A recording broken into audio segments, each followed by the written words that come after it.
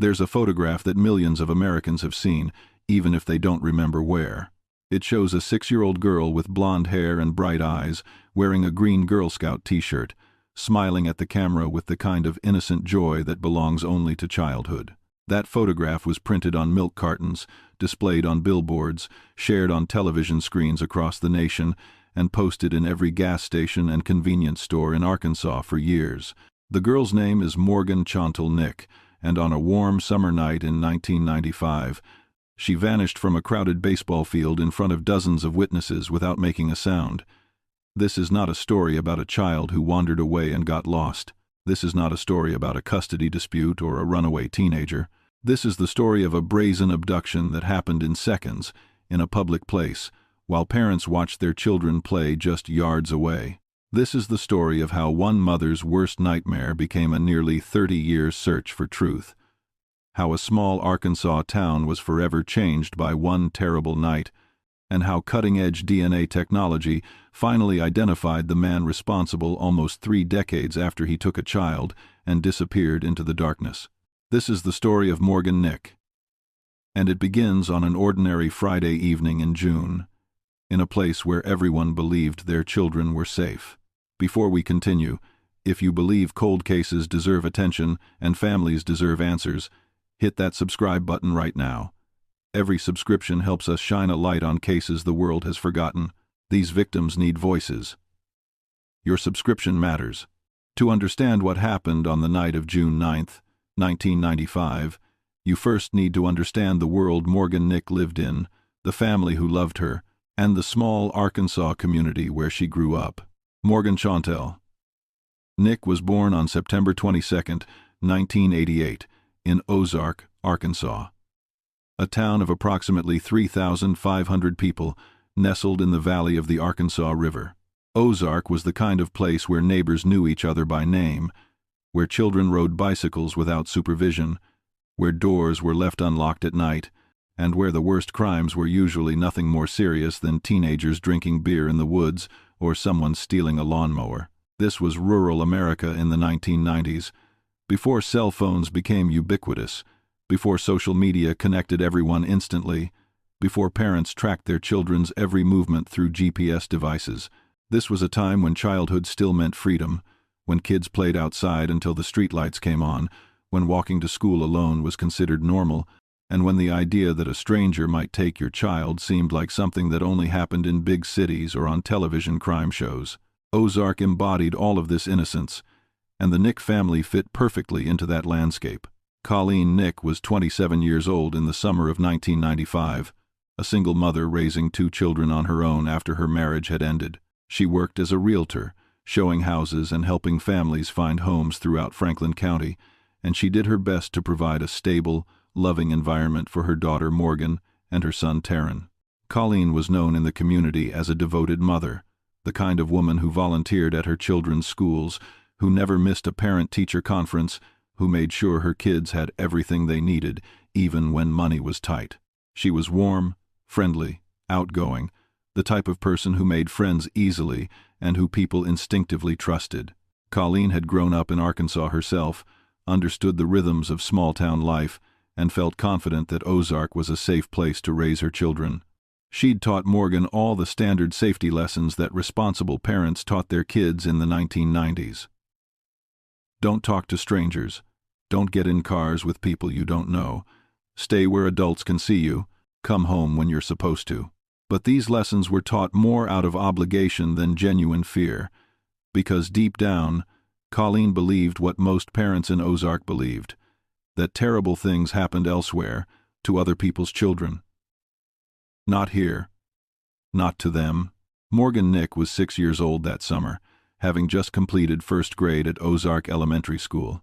She was a bright, happy child, small for her age, with blonde hair that fell just past her shoulders and blue eyes that sparkled with curiosity and mischief. Teachers described Morgan as sweet-natured and friendly, a child who got along well with classmates and who loved learning. She was particularly fond of animals, especially cats, and she would often tell anyone who'd listen about the cats she had at home, or the cats she'd seen around the neighborhood, or the cats she hoped to have someday. Morgan was also an active child who loved being outdoors, who enjoyed playing with friends, who was always ready for an adventure. She was a Girl Scout, attending meetings regularly and proudly wearing her green Girl Scout t-shirt whenever possible. That t-shirt had become something of a uniform for Morgan. She loved being part of the organization, loved earning badges, loved going on field trips and camping excursions. She was, by all accounts, a typical 6-year-old girl living a typical childhood in a typical small town. There was nothing about Morgan that would have marked her as particularly vulnerable, nothing that would have suggested she needed extra protection, nothing that would have made anyone think she was at risk. She was just a regular kid, living a regular life, in a place where regular kids were supposed to be safe. The Nick family had a routine, like most families do. Colleen worked during the day, showing houses and meeting with clients, while the children attended school or stayed with babysitters. Evenings were family time, dinner together, homework, help, television watching, bedtime stories. Weekends meant church on Sundays, errands on Saturdays, and occasional outings to parks or swimming pools or other places where children could burn off energy and have fun. The family didn't have much money, but they had enough. They lived modestly, in a comfortable home in Ozark, surrounded by neighbors who looked out for each other. Colleen drove a Chevrolet Celebrity, a practical family car that got her and the kids where they needed to go. She was careful with finances, budgeting carefully, making sure there was always food on the table and clothes on the children's backs. She wanted her kids to have opportunities, to feel loved, to grow up happy and healthy. And by all measures, she was succeeding. Morgan and her younger brother were thriving, doing well in school, making friends, experiencing the kind of carefree childhood that every parent hopes to provide. June of 1995 was shaping up to be a good summer for the Nick family. School had ended for the year, and Morgan was looking forward to months of freedom swimming, playing with friends, attending Girl Scout activities, and enjoying all the simple pleasures that summer brings to children. The weather had been warm but not oppressively hot, perfect for being outdoors. Colleen had arranged her work schedule to spend as much time as possible with the children during their vacation, planning small trips and activities that wouldn't break the budget but would create memories. Everything felt normal. Everything felt safe. There was no sense of impending danger, no warning signs that something terrible was about to happen, no reason to believe that June 9th would be anything other than another pleasant summer evening. In fact, when Colleen's friend invited her to bring Morgan to a Little League baseball game in the nearby town of Alma, about 30 miles from Ozark, it seemed like exactly the kind of wholesome, community-oriented activity that makes small-town life special. Baseball games were safe. Baseball games were fun. Baseball games were where families gathered to watch their children play and to socialize with neighbors under the lights on warm summer nights. There was absolutely no reason to say no. Alma, Arkansas, was similar to Ozark in many ways. Small, rural, friendly, safe. The town had a population of around 4,000 people in 1995, and it sat along Interstate 40 in Crawford County, positioned between Fort Smith to the west and Ozark to the east. Alma was known primarily as a quiet bedroom community, a place where people lived and raised families while commuting to larger towns for work. The town's claim to fame was being the spinach capital of the world, a title earned from the many spinach processing plants that had operated in the area decades earlier. By the 1990s, that industry had declined, but the town retained its agricultural character and its small-town values. Alma had the things that small towns always have: churches, schools, local businesses, community organizations, and sports leagues for children. The Little League baseball program was particularly popular, drawing families from Alma and surrounding communities throughout the summer season. Games were played at Wofford Field, a well-maintained baseball complex on the edge of town that featured multiple diamonds, bleachers for spectators, concession stands, and a large parking lot.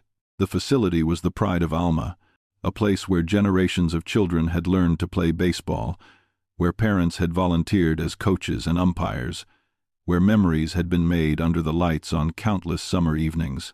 On June 9, 1995, Wofford Field was hosting evening games, with multiple teams competing under the lights as the sun set and darkness fell across the Arkansas countryside.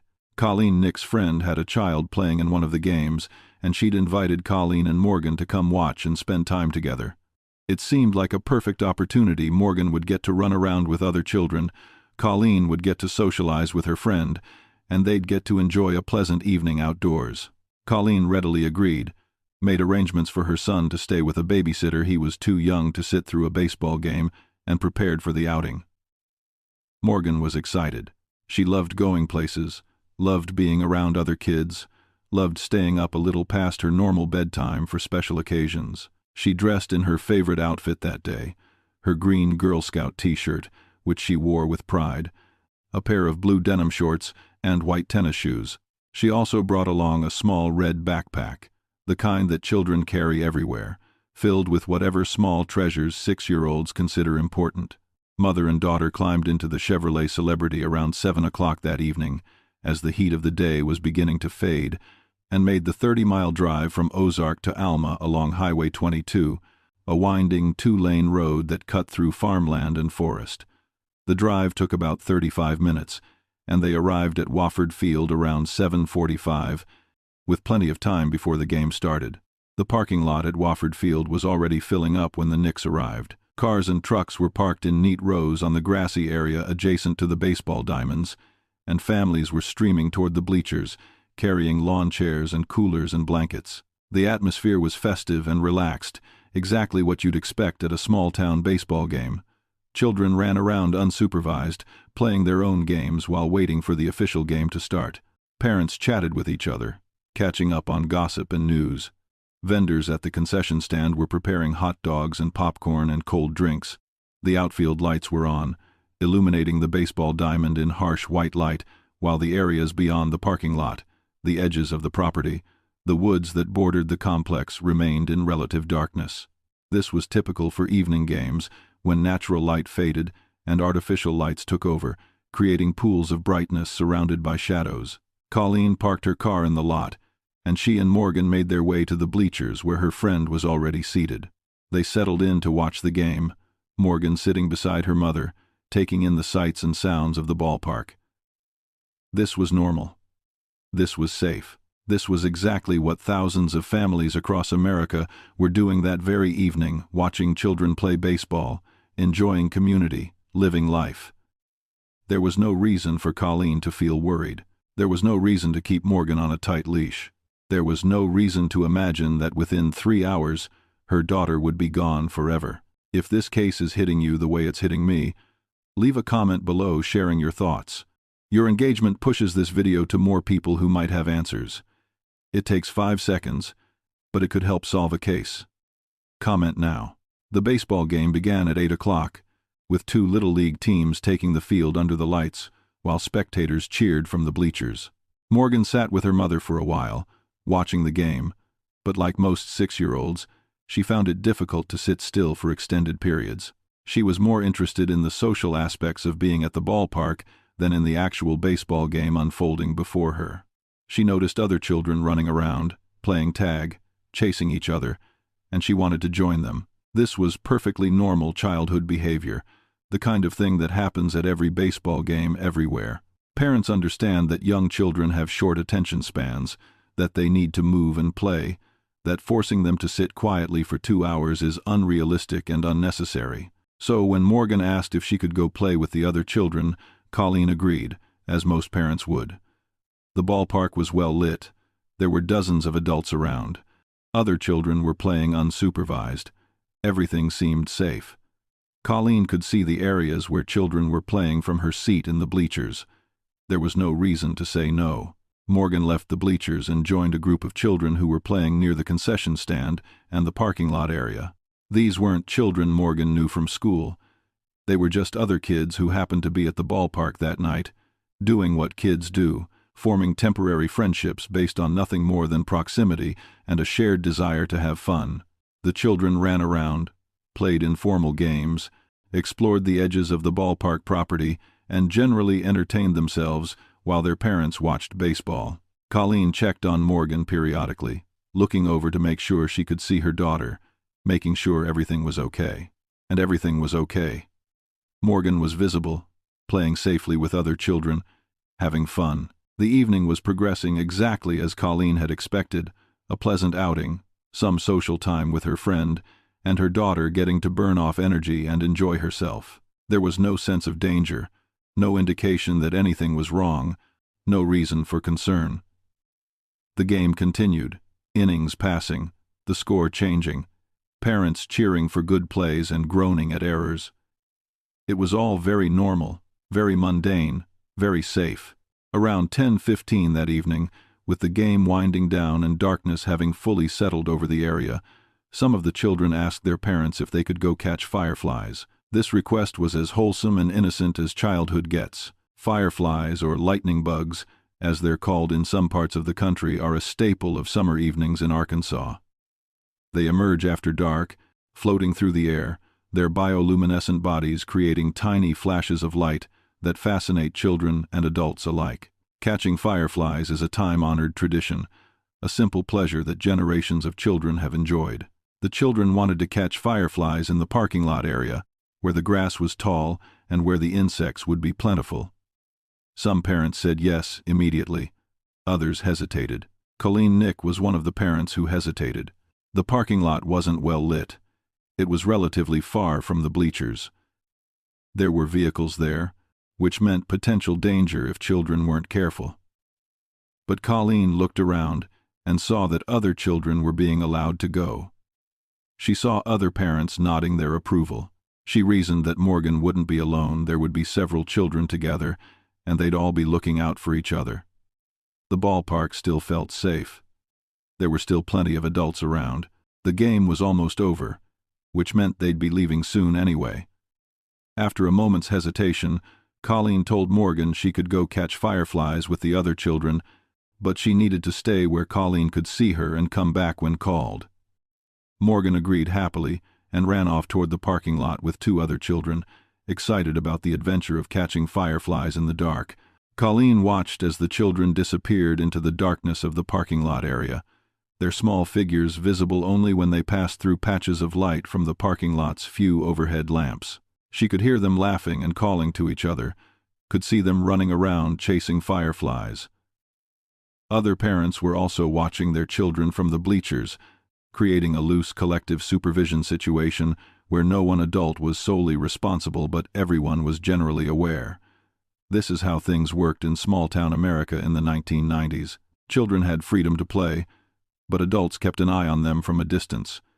It was a balance between allowing independence and maintaining safety, and it had worked successfully for generations. There was no reason to think it wouldn't work that night. Colleen turned her attention back to the game, which was in its final inning. She chatted with her friend beside her. She occasionally glanced toward the parking lot to check on Morgan. Everything seemed fine. The children were still playing, still catching fireflies, still having fun. The game ended around 10:30, with the home team winning to scattered applause from the crowd. Parents began gathering their belongings, folding up lawn chairs, collecting coolers, preparing to leave.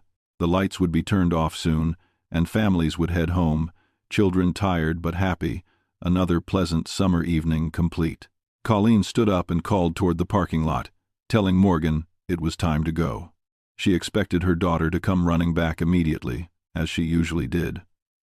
But Morgan didn't appear. Colleen called again, louder this time, her voice cutting through the noise of the dispersing crowd. Still no Morgan. Colleen felt the first flutter of concern. Not panic yet, just mild worry. She told her friend she was going to walk over to the parking lot to get Morgan, who had probably just not heard her or was too focused on catching fireflies to pay attention. Colleen made her way down from the bleachers and walked toward the parking lot area, calling Morgan's name as she went. The two children who had gone with Morgan to catch fireflies were walking back toward the bleachers, empty-handed, looking tired. Colleen approached them and asked where Morgan was. The children said Morgan had been with them but had stopped to empty sand out of her shoes near Colleen's car. They said she'd told them to go ahead, that she'd catch up. The children had walked back to find their own parents, assuming Morgan would do the same. This explanation made sense. Morgan's shoes had probably gotten sand in them from playing, and she'd stopped to deal with it. Colleen walked quickly to where her car was parked, expecting to find her daughter there, probably still fussing with her shoes. But when Colleen reached her car, Morgan wasn't there. Colleen felt her heart rate increase. She looked around the parking lot, scanning for that familiar green Girl Scout shirt, those blonde pigtails, that small figure. She saw other families getting into their cars. She saw parents loading children into vehicles. She saw people walking away from the ballpark. But she didn't see Morgan. Colleen called her daughter's name, loudly now, urgency creeping into her voice. No response. She walked between rows of parked cars, looking in every direction, calling continuously. Other parents began to notice that something was wrong. They asked if Colleen needed help. She explained that she couldn't find her daughter, that Morgan had been right here just minutes ago, that she couldn't have gone far. Other adults immediately began helping to search, fanning out across the parking lot, calling Morgan's name, checking around and under vehicles. The search expanded to the entire ballpark complex, the bleachers, the concession area, the restrooms, the equipment storage building. People checked everywhere a 6-year-old might hide or might have wandered. But Morgan wasn't there. She wasn't anywhere, and with each passing minute, Colleen's concern transformed into fear, and that fear transformed into panic. By 10:45 that evening, approximately 15 minutes after Morgan had last been seen by her friends, it was clear that this wasn't a case of a child wandering off and getting briefly lost. Morgan Nick had vanished. Completely vanished. From a crowded public place, with dozens of potential witnesses nearby, without making a sound, without any indication of where she'd gone. Someone at the ballpark had a cell phone, still a relative rarity in 1995, and they called 911. The Crawford County Sheriff's Department was notified that a 6-year-old girl had gone missing from Wofford Field in Alma. Deputies were dispatched immediately. While waiting for law enforcement to arrive, the adults at the ballpark organized a more systematic search. They split into groups and covered every inch of the property. They searched the woods that bordered the eastern side of the complex. They walked through the nearby residential neighborhood, knocking on doors, asking if anyone had seen a little girl in a green shirt. They checked businesses that were still open. They drove slowly through the streets with their headlights on, looking for any sign of Morgan. Nothing. It was as if the little girl had simply ceased to exist, as if she'd been erased from reality in the space of a few minutes. When the first deputy sheriff arrived at Wofford Field at approximately 11 o'clock, he found a scene of controlled chaos, dozens of people searching frantically, a hysterical mother, and no sign of the missing child. Deputy Sheriff Mike Sullivan took charge of the scene immediately. His first priority was getting a description of the missing child and determining when and where she'd last been seen. Colleen provided the information through tears. Morgan Chontal. Nick, 6 years old, blonde hair, blue eyes, approximately 3 feet 6 inches tall, weighing about 48 pounds, last seen wearing a green Girl Scout t-shirt, blue denim shorts, white tennis shoes, and carrying a small red backpack. Last seen at approximately 10:30 in the parking lot area, catching fireflies with other children. Deputy Sullivan radioed this information to dispatch, requesting additional units and beginning to establish a perimeter around the area. He interviewed the 2 children who had been catching fireflies with Morgan, getting their account of what had happened. The children's story was consistent. They'd all been playing together, catching fireflies, having fun. Morgan had stopped to empty sand out of her shoes near her mom's car. The children had kept walking back toward the bleachers. They'd assumed Morgan was right behind them. They hadn't seen anyone approach her. They hadn't heard her cry out or call for help. They'd simply left her there, alone, in a dark parking lot, for maybe 2 or 3 minutes. And in those 2 or 3 minutes, Morgan Nick had disappeared. Deputy Sullivan and the additional officers who arrived on scene quickly determined that they needed to expand this beyond a simple missing child call. The circumstances were too suspicious. The timeline was too compressed. A 6-year-old doesn't vanish from a public place in 3 minutes without help.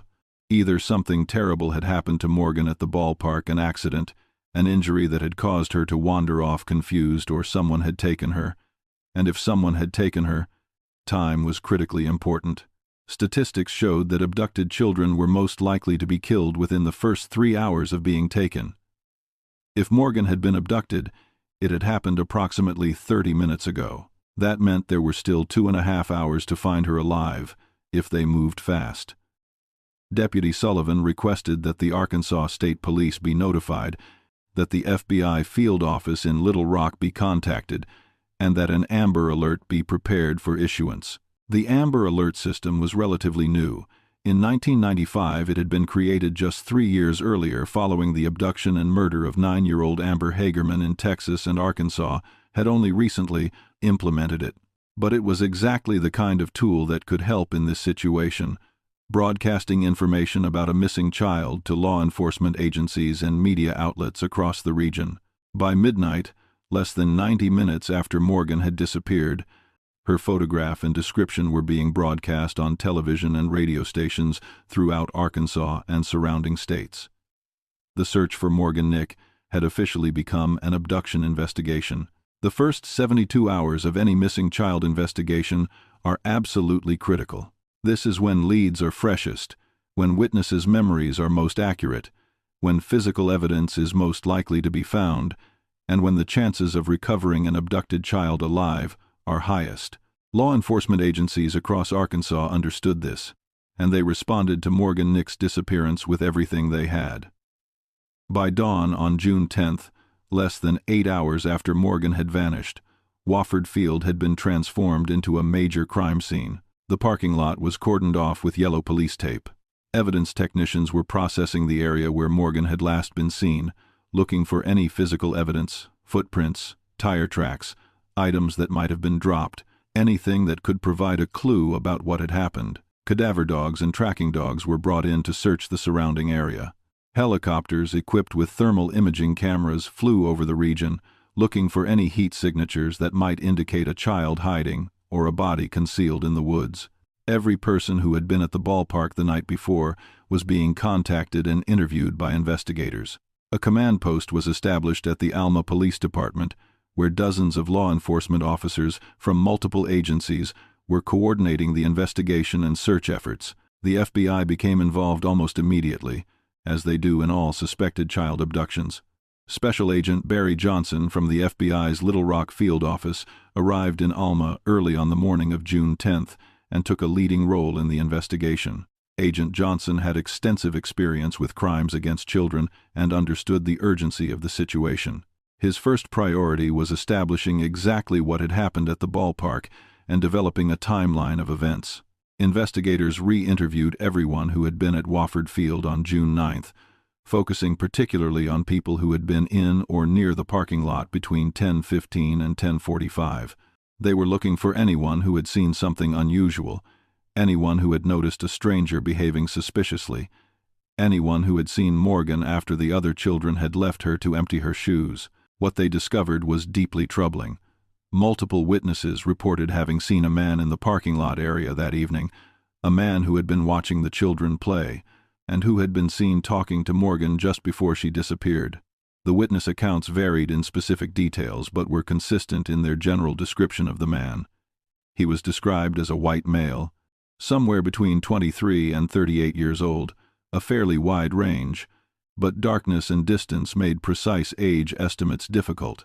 He stood approximately 6 feet tall, had a medium to solid build, and wore a mustache and short beard.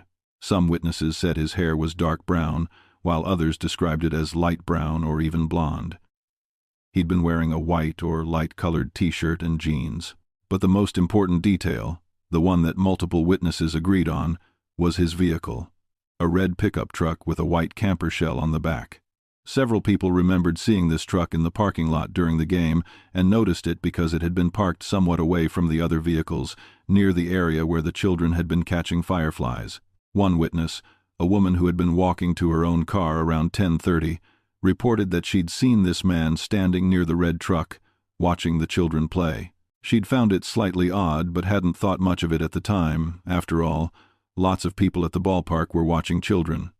Another witness, one of the other children who had been catching fireflies with Morgan, told investigators that they'd seen a creepy man near Morgan when they'd last seen her.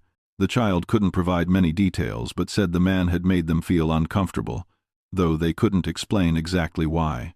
Most significantly, one of the children reported that they'd seen this man talking to Morgan as she was putting her shoes back on after emptying the sand out of them.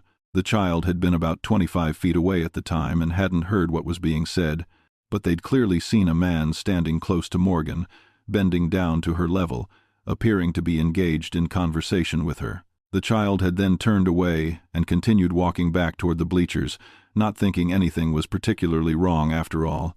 There were lots of adults at the ballpark, and sometimes adults talked to children.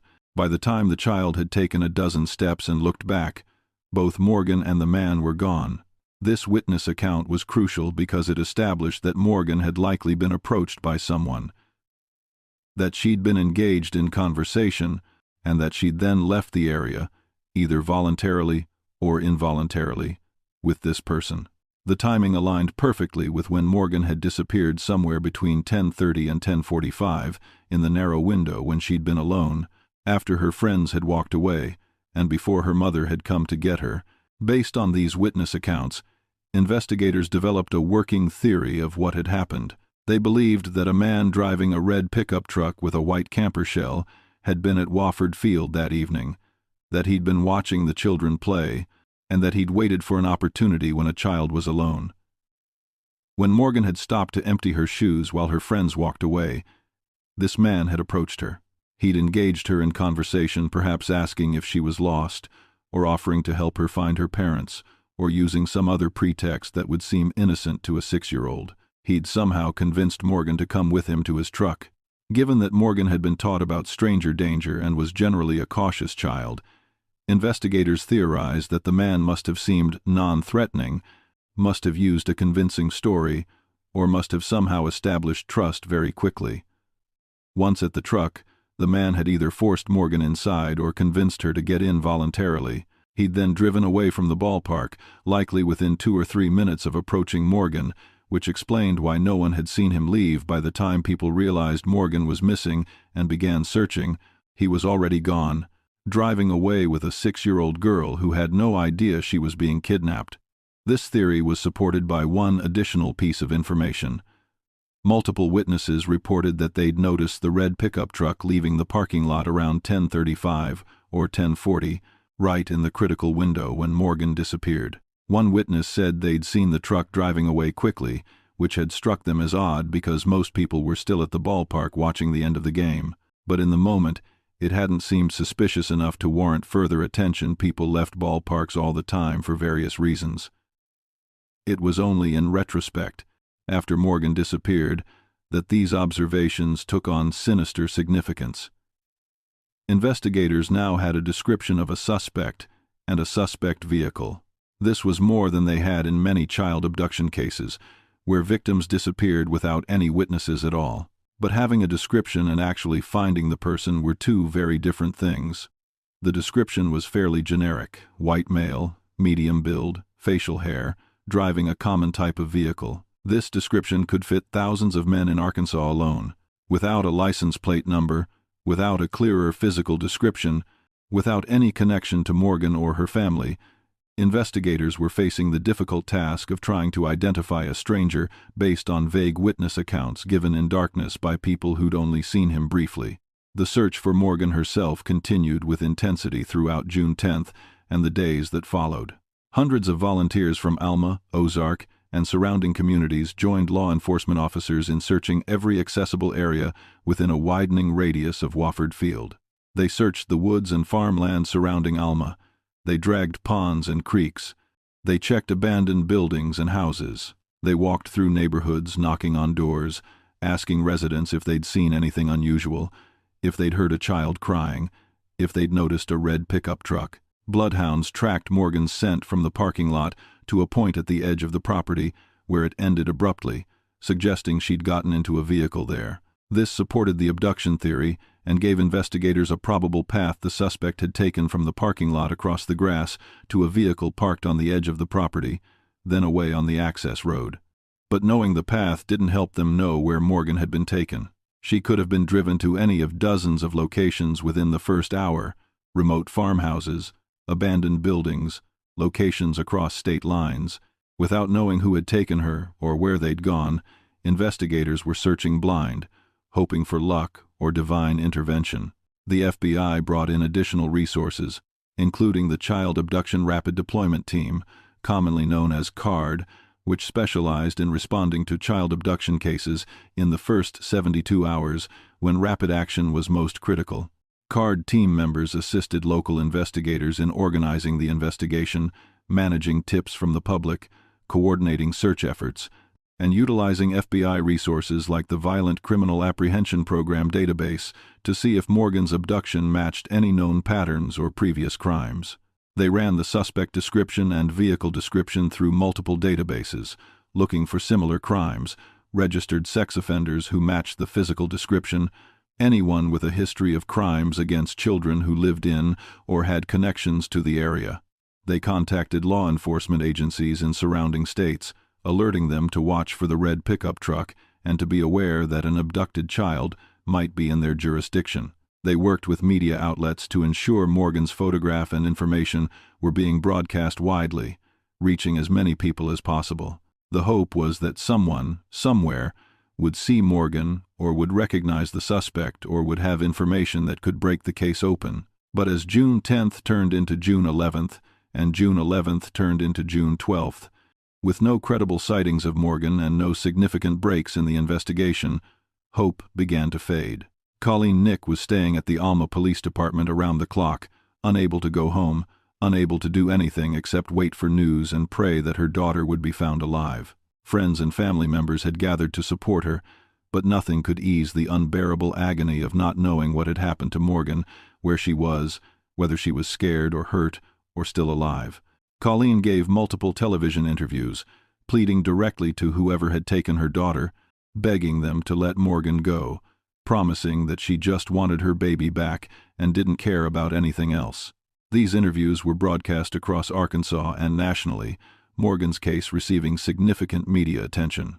The photographs of Morgan in her Girl Scout shirt became iconic, displayed everywhere, impossible to miss. The Arkansas governor made a public statement about the case, pledging that all state resources would be dedicated to finding Morgan Nick. The reward for information leading to her recovery quickly grew to $50,000 as local businesses and concerned citizens contributed. Everything that could be done was being done, but none of it was producing results. Morgan remained missing. The man who had taken her remained unidentified, and with each passing day, the statistical likelihood of finding her alive decreased. By the end of the first week, investigators had interviewed more than 600 people who had been at Wofford Field on June 9th. They'd followed up on hundreds of tips called in by citizens who thought they might have information. They'd searched hundreds of square miles of rural Arkansas. They'd checked on every registered sex offender within a 100-mile radius. They'd investigated every lead, no matter how unlikely it seemed. And they had made no significant progress. The case was developing into every law enforcement officer's nightmare, a child abduction with no clear suspect, no physical evidence, and no idea where the victim had been taken. The FBI continued to work the case actively, but privately. Agents were beginning to prepare for the worst outcome. Based on statistics and experience, they knew that abducted children who weren't found in the first few days were unlikely to be found alive. Most children abducted by strangers were killed within the first 3 hours. It had now been a week. If Morgan Nick was still alive, she would be an extreme statistical outlier, and if she wasn't alive, finding her body could take years, if it ever happened at all. But they couldn't say any of this to Colleen Nick, who sat in the police department day after day, clinging to hope, refusing to believe her daughter was gone forever. As the initial intensity of the investigation began to slow after the first 2 weeks, attention turned to identifying and investigating potential suspects. The generic description of the man seen at Wofford Field was both a blessing and a curse. It was enough to give investigators something to work with, but it was vague enough that it could apply to hundreds or thousands of men in the region. The red pickup truck with white camper shell was similarly both helpful and frustrating. It was a distinctive detail that witnesses remembered clearly, but it was also an extremely common vehicle configuration in rural Arkansas in the 1990s. Pickup trucks were the primary vehicle of choice for farmers, contractors, hunters, and anyone who needed to haul equipment or supplies. Adding a camper shell was a common modification. So investigators were looking for a relatively common vehicle driven by a man matching a fairly generic description. Without more specific identifying details, they had to cast a wide net and investigate anyone who seemed even remotely suspicious. In the weeks and months following Morgan's disappearance, investigators looked at dozens of potential suspects. They investigated men who had been seen at Wofford Field that night and who owned red pickup trucks. They investigated convicted sex offenders who lived in Crawford County or neighboring counties, regardless of whether they matched the physical description. They investigated men who had been reported to law enforcement by family members, friends, or acquaintances who suspected they might be involved. They investigated men who had criminal histories involving children, men who had been accused of inappropriate behavior around children, men who had no criminal history but whose behavior after Morgan's disappearance had seemed suspicious for various reasons. Each potential suspect required hours or days of investigative work interviewing the individual, checking their alibi for June 9th, examining their vehicle if they owned a red pickup truck, searching their property if there was probable cause, running their name through criminal databases, interviewing people who knew them. This process was methodical, thorough, and exhausting. And in case after case, suspects were ruled out. Their alibis checked out. Their vehicles didn't quite match the description. They didn't match the physical description closely enough. There was no evidence connecting them to Morgan's disappearance. The investigation was eliminating potential suspects but wasn't identifying the actual perpetrator. One early suspect who received significant attention was a man from Alma who owned a red pickup truck and who had been at Wofford Field on June 9th. Witnesses placed him in the parking lot area during the relevant time period, and he roughly matched the physical description of the suspect. When investigators interviewed him, his behavior struck them as evasive and suspicious. He claimed he hadn't seen anything unusual that night, couldn't remember exactly when he'd left the ballpark, and seemed nervous during questioning. Investigators obtained a warrant to search his vehicle and found hair and fibers that were sent to the FBI laboratory for analysis. For several days, this man was the primary focus of the investigation, with agents working to either confirm him as the suspect or definitively rule him out. But ultimately, the evidence didn't support the theory that he'd abducted Morgan. The hair and fibers found in his truck didn't match Morgan's hair and fibers. His nervousness during questioning was explained by the fact that he had outstanding warrants for unrelated misdemeanors and had been afraid of being arrested. Multiple witnesses confirmed that they'd seen him leave the ballpark before Morgan disappeared, which gave him an alibi. He was eliminated as a suspect, though the investigation into him had consumed valuable time and resources. Another potential suspect emerged when a tip came in from a woman who said her ex-boyfriend owned a red pickup truck, had been acting strangely around the time of Morgan's disappearance, and had a history of inappropriate behavior toward children. The ex-boyfriend, a 32-year-old man from Fort Smith, was investigated thoroughly. Agents interviewed him multiple times, pressed him on his whereabouts on June 9th, and asked for permission to search his vehicle and property. The man claimed he'd been at home alone the night Morgan disappeared, watching television, and couldn't prove his alibi because he lived alone. This made him a strong suspect in investigators' eyes. No alibi, access to the right type of vehicle, previous accusations of inappropriate behavior with children, and demonstrated evasiveness during interviews. But again, despite intensive investigation, nothing connected this man to Morgan's actual disappearance. He was given a polygraph test, which came back inconclusive. His truck was searched, and no evidence of Morgan was found. Investigators surveilled him for weeks, monitoring his movements and behavior, but he did nothing that suggested guilt. Eventually, he was moved to a lower priority on the suspect list, though never completely eliminated.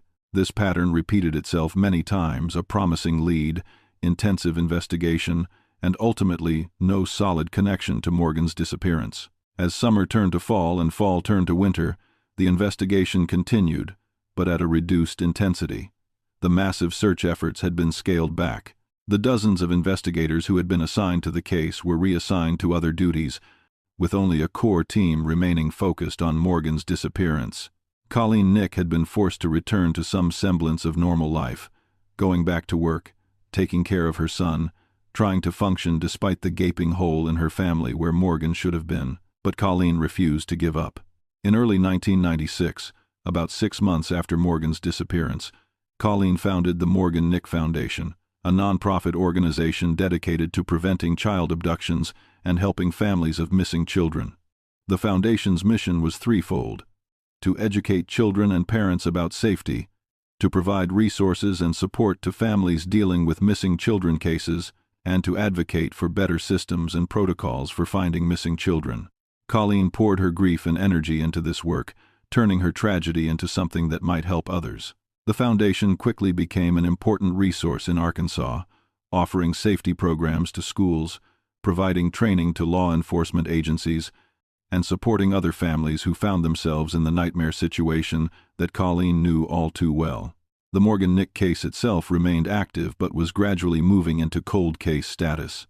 Tips still came in occasionally. Someone would call to report a sighting of a girl who looked like Morgan, or someone would report information about a suspicious person, or someone would come forward with a theory about what might have happened. Each tip was investigated, but none led anywhere.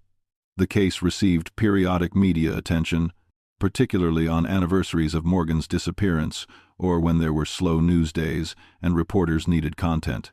Colleen appeared on television programs whenever she was invited, keeping Morgan's case in the public eye, refusing to let people forget about her missing daughter. She worked with the National Center for Missing and Exploited Children, which had become a crucial resource for families of missing children nationwide.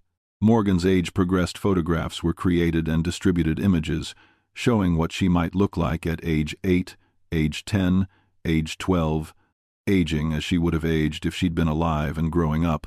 These images were haunting reminders that somewhere, if Morgan was still alive, she was changing, growing, becoming someone different from the 6-year-old who had disappeared that June night. Colleen clung to hope that Morgan was alive, that she'd been taken by someone who wanted a child, that she was being raised somewhere under a different name, that someday she might see her age-progressed photo and realize who she really was and come home. But investigators, while publicly maintaining hope, privately believed Morgan Nick was dead. The statistics were unequivocal. Children abducted by strangers who weren't found quickly were almost never found alive. The most likely scenario was that whoever had taken Morgan had killed her shortly after the abduction and had hidden her body somewhere it hadn't been discovered. The woods and farmland of rural Arkansas were vast, with countless locations where a small body could be concealed. Without knowing where to look, without some lucky break or someone coming forward with information, Morgan's remains might never be found. This was the cruel reality that law enforcement had to accept, even while publicly pledging to never give up the search. The case file for Morgan Nick grew thicker each year, filled with interview transcripts, investigative reports, tip sheets, search records, and laboratory results. Thousands of hours had been invested in the case. Hundreds of thousands of dollars had been spent. And yet, more than 25 years after Morgan Nick disappeared from Wofford Field, investigators were no closer to knowing who had taken her than they'd been in the first hours after she vanished. The investigation into Morgan Nick's disappearance took a dramatic turn in August of 1995, approximately 2 months after Morgan vanished, though investigators wouldn't recognize the significance of this development for more than 2 decades. On August 29, 1995, an 11-year-old girl was walking with her younger brothers near the Sonic Drive-In restaurant in downtown Van Buren, Arkansas, a small town about 10 miles from Alma, along Interstate 40. It was early evening, the sun still up, traffic passing along the main road. The girl and her brothers were walking from one family member's house to another, a short trip they'd made many times before. As they walked along the sidewalk, a red pickup truck pulled up beside them. The driver, a white male with facial hair, rolled down his window and called out to the children. The girl stopped, thinking perhaps the man needed directions or had a question. Her younger brothers continued walking a bit ahead. What happened next was terrifying and would ultimately provide the key to solving Morgan Nick's disappearance, though no one knew it at the time. The man in the red pickup truck began making sexual comments to the 11-year-old girl. He offered her money. He asked her to get into his truck, saying he would drive her to his house and give her more money if she would come with him. The man was persistent, following alongside the girl as she tried to walk away, continuing to proposition her, becoming more aggressive in his language and offers. The girl was frightened, but smart. She grabbed her younger brothers and ran as fast as she could to the nearest house, pounding on the door and screaming for help. The homeowner let them inside and immediately called the police. The girl provided a description of the man and, critically, a witness who had seen the entire encounter had written down the license plate number of the red pickup truck. This was the break that law enforcement needed. Within hours, the license plate had been traced to a man named Billy Jack Lynx, a 57-year-old resident of Van Buren, Arkansas. Billy Jack Lynx was not unknown to law enforcement. He had a criminal history dating back decades, including convictions for forgery, theft, and other property crimes, but he had no prior convictions for sex offenses or crimes against children, which meant he wasn't on anyone's radar as a potential child predator. When Van Buren Police Department officers went to Lynx's residence to arrest him for the attempted abduction of the 11-year-old girl, they found a red pickup truck with a white camper shell in his driveway, exactly matching the description of the vehicle seen at Wofford Field the night Morgan Nick disappeared. This was an immediate red flag for investigators. 2 months after a 6-year-old girl had been abducted from a parking lot in Alma by a man driving a red pickup truck with a white camper shell, here was a man who owned an identical vehicle attempting to abduct an 11-year-old girl just 10 miles away from where Morgan had disappeared.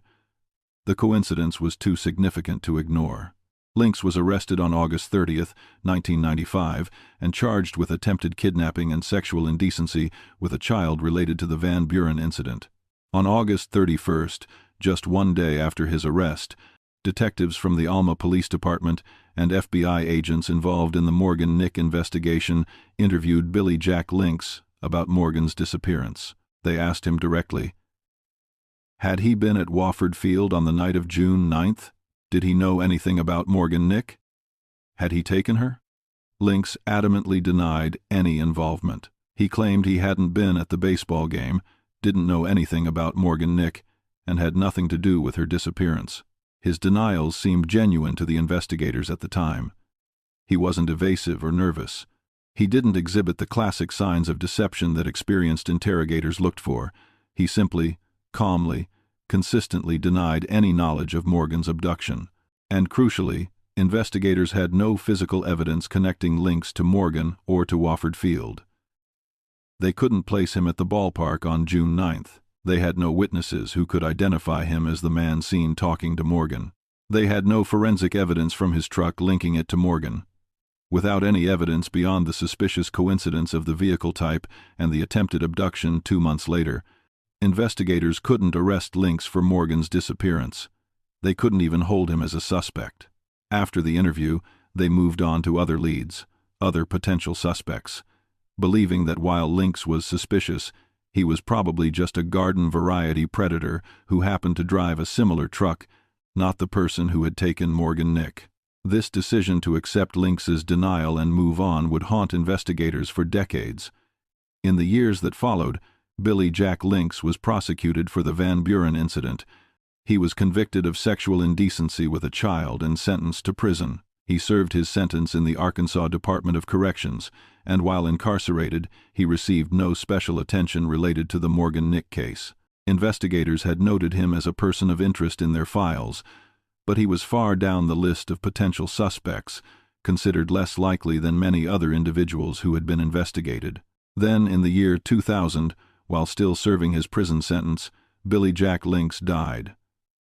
He was 62 years old at the time of his death. The cause was listed as natural causes, though specific details weren't widely publicized. With Lynx's death, any possibility of questioning him further about Morgan Nick's disappearance seemed to end. He'd taken whatever knowledge he had to his grave. Investigators were left with a frustrating what-if scenario. What if Lynx had been the one who took Morgan? What if they'd let the right suspect slip through their fingers in 1995 simply because they didn't have enough evidence to hold him? These questions nagged at the investigators who had worked on Morgan's case, But without any way to prove Lynx's involvement, they remained unanswered questions, speculation rather than fact.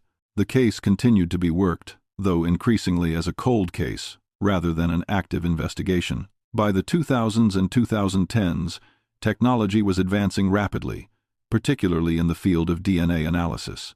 Techniques that hadn't existed in 1995 were now standard practice. Investigators began looking at cold cases with fresh eyes, wondering if new technology could provide answers that had been impossible to find decades earlier. In 2019, approximately 24 years after Morgan Nick's disappearance, the Alma Police Department initiated a fresh review of the entire case file. Detective Sean Taylor and retired Captain Brett Hartley went back through thousands of pages of documents, re-examining every lead, every potential suspect, every piece of evidence collected. Their goal was to determine whether anything had been missed, whether any leads deserved to be followed up with modern investigative techniques, whether the case could be solved despite the passage of so many years. As Captain Hartley reviewed the early stages of the investigation, his attention was drawn back to Billy Jack Lynx. The coincidence of the vehicle type and the attempted abduction just 2 months after Morgan's disappearance seemed even more significant in retrospect than it had at the time. Captain Hartley began to wonder, what if Lynx had been telling the truth when he denied being at Wofford Field, but his denials had convinced investigators to look elsewhere when they should have focused more intensely on him? What if investigators in 1995 had missed something crucial? One of the biggest challenges in cold case investigations is dealing with the passage of time. Witnesses die or can't be located. Physical evidence degrades or gets lost. People's memories fade and become unreliable. But there was one piece of physical evidence that might still exist and might still provide answers. Billy Jack Lynx's pickup truck. If investigators could locate the truck that Lynx had owned in 1995, if it still existed somewhere, modern forensic techniques might be able to detect evidence that investigators in the 90s had lacked the technology to find. Detective Taylor began the painstaking process of tracking down Lynx's old truck. The vehicle had been sold after Lynx went to prison, and it had changed hands multiple times over the 24 years since Morgan's disappearance.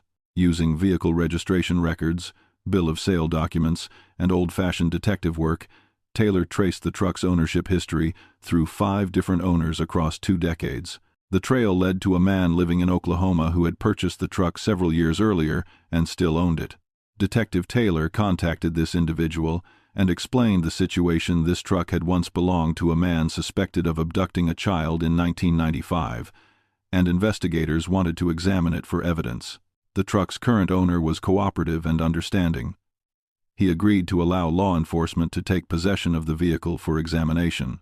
In July of 2020, 25 years after Morgan Nick disappeared, Billy Jack Lynx's red pickup truck was transported to a forensic facility where FBI evidence technicians began a meticulous examination. The truck's interior was photographed from every angle. Every surface was swabbed for DNA. Vacuum devices were used to collect hair, fibers, soil, and any other microscopic materials that might have been trapped in the truck's upholstery, carpet, and crevices over the years. The truck had been used by multiple owners for 25 years, which meant it contained DNA and trace evidence from dozens of people who had ridden in it or transported items in it. Sorting through this contaminated evidence to find anything related to Morgan Nick would be an enormous challenge. But forensic science had advanced significantly since 1995. Techniques now existed that could extract and analyze DNA from tiny samples that would have been useless decades earlier. The evidence collected from Lynx's truck, dozens of vacuum canisters containing various materials, hundreds of swabs from different surfaces, was turned over to the FBI laboratory for analysis. And then investigators waited, hoping that somewhere in that truck, after 25 years and multiple owners, there might still be evidence that Morgan Nick had once been inside it. The initial analysis took months. FBI laboratory technicians worked methodically through the evidence, extracting DNA profiles from hair and other biological materials, comparing these profiles to known databases, trying to identify which DNA belonged to known owners of the truck and which DNA might be from unknown individuals. In November of 2021, More than a year after the truck had been recovered and examined, the FBI made a public announcement that sent shockwaves through Arkansas and captured national media attention. The FBI publicly named Billy Jack Lynx as a person of interest in the abduction of Morgan Nick. While they stopped short of calling him a suspect, he was dead and couldn't be charged with a crime. They made clear that evidence suggested a possible connection between Lynx and Morgan's disappearance. The announcement was accompanied by a public plea for information. The FBI asked anyone who had known Billy Jack Lynx, who had worked with him, who had been friends or family members, to come forward with information. Where had Lynx lived before moving to Van Buren? What were his habits and routines? Where did he spend his time? Who were his associates? Did he have access to any properties where he might have taken a child? The FBI released biographical information about Lynx. He'd been born and raised in Crawford County, Arkansas. He'd served in the Army during World War II. He'd worked for Braniff Airlines in Dallas, Texas, from 1962 to 1974. He'd returned to Van Buren in the late 1970s and had lived there until his incarceration. The FBI emphasized that every detail about Lynx's life was important, no matter how small or seemingly insignificant. The announcement generated enormous public interest and media coverage.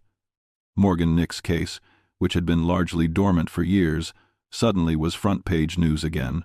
Television programs dedicated segments to the case. True crime podcasts discussed the developments. The announcement also brought renewed attention to Colleen Nick and the Morgan Nick Foundation.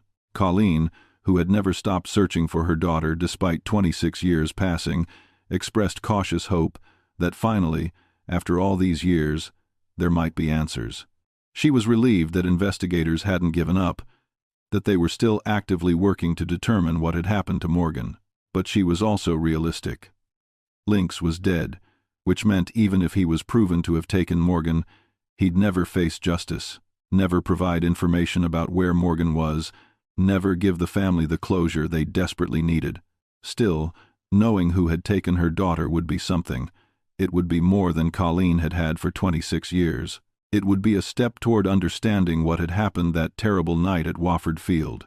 But the FBI's announcement in November 2021 was based on circumstantial connections and suspicions, not definitive proof. The investigation continued behind the scenes as forensic scientists worked to analyze the evidence collected from Lynx's truck more thoroughly. What they needed was direct physical evidence linking Morgan Nick to that vehicle, and that's what they ultimately found, though it took 3 more years and the development of even more advanced DNA technology to do it. In December of 2023, investigators submitted evidence from Lynx's truck to Othram Laboratories, a private forensic laboratory in the Woodlands, Texas, that specialized in advanced DNA analysis and forensic genealogy. Othram had pioneered techniques for extracting DNA from degraded samples and building genetic profiles that could be used to identify unknown individuals or establish familial relationships.